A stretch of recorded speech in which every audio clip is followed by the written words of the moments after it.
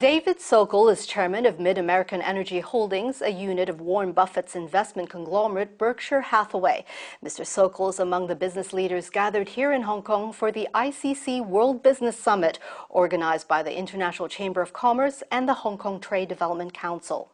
Mr. Sokol, thanks for joining us. Now, the ICC Business Summit centers on the theme New Global Economic Realities, Asia-Pacific Perspectives. Why is it important to get the Asian perspective? Well, I think the economic catastrophe of 2008 that covered many parts of the world, that recession and the ongoing recovery from that recession is going to be enormously impacted, both from the North American region, Europe, and Asia. And so I think the Asian perspective is very important, given that it is the one segment of the world that's continuing on a fairly strong growth pattern. Does Asia figure in your company's strategy in the next 2 or 3 years? Well, it already does. We've got significant investments in Asia, and we used to own some geothermal facilities that were build, operate, transfer contracts in the Philippines. So the Philippine government owns those today. We have a highly efficient hydroelectric facility in the Philippines. So we're constantly looking for opportunities, particularly on the environmental side of investing. Now that climate change is part of the global agenda, what does this mean for industries in the energy business? I think ultimately climate change and its effects throughout the world, from the standpoint of business investment and opportunity, is ultimately going to be best determined by governments. The G20 countries or more getting together and deciding, first of all, whether in their view, it is man-made CO2 that is causing climate change, and if so, what kind of global initiatives are these countries going to take.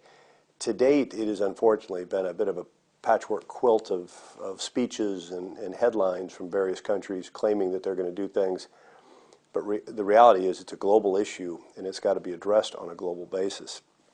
Once that's done, assuming that we're going to move away from 200 years of a carbon-based global economy, there's going to be a lot of investment opportunity, I think, not only in renewables, but very importantly, electric vehicles, battery storage for grid stabilization in utilization of renewables, and then also, I think, a resurgence throughout most of the world of significant nuclear investment. I think that investors have to look very carefully at which companies are investing in what types of technologies. Investors are going to have to try and assess the future political outcomes of various countries as to where they're likely to end up in a regulatory process.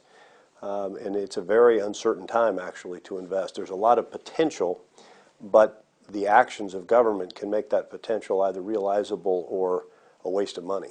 So despite the lack of government commitment so far, where are the opportunities do you see for foreign investors to tap into China's green industry? China is leading the way much more significantly, both on research and development for renewable energy, battery storage, but also, I think, on promoting modern use of nuclear energy. If you kind of look where China's been going, they're emphasizing more efficient transportation networks, electric vehicles. They're building substantial numbers of nuclear facilities as well as renewables, and beginning to de-emphasize, as they economically can, the use of coal. And I think that's, the U.S., I think, will have to go in that same direction. Now, Berkshire Hathaway has a stake in China's electric car maker BYD. What makes BYD a good investment? We tend to invest in kind of fundamental businesses at a fair value equation with people that we think are in the business for the right reasons and for the long term. And BYD really, fulfilled that set of criteria. Their chairman, Wang Chuanfu, is clearly a visionary in the environmental side of the world. And that meant a lot to us because it was clear he was looking very much into the future from the standpoint of how he was structuring his company.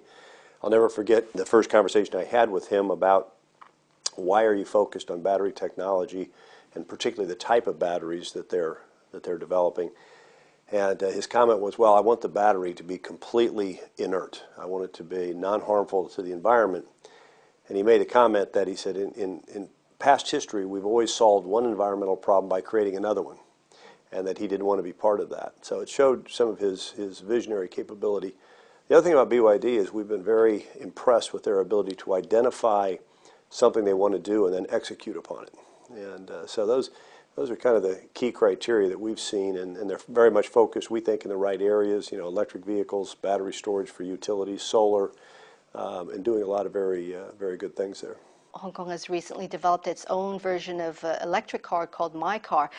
Is this a type of business that you would be interested in? We tend not to look at things like electric car, but more the fundamental investing around the important pieces that will have to go in to make a vehicle like that successful long term. So we don't think we're smart enough to know who the winners will be. So from the standpoint of BYD, we're much more interested in the fact that they're developing advanced battery technology that can go in any car that happens to win, the charging technology, the storage technology for renewable energy on the grid system, which we think is critical. And so whether or not, for instance, their solar technology ends up being one of the primary winners is interesting, but the more important part is you can only have a successful, broad-based renewable energy portfolio in any country if you can develop significant battery storage to maximize the value of that renewable source. So what we're really looking for there is more the broad technologies that will support the ultimate industries around it versus trying to figure out which car company will end up with the best models, because that's pretty hard to pick. And finally, what is the significance of the ICC Business Summit being held here in Hong Kong? Anybody today that's investing in a meaningful way has to be cognizant of the global realities of Asia, of Europe, and of North and South America. Historically, people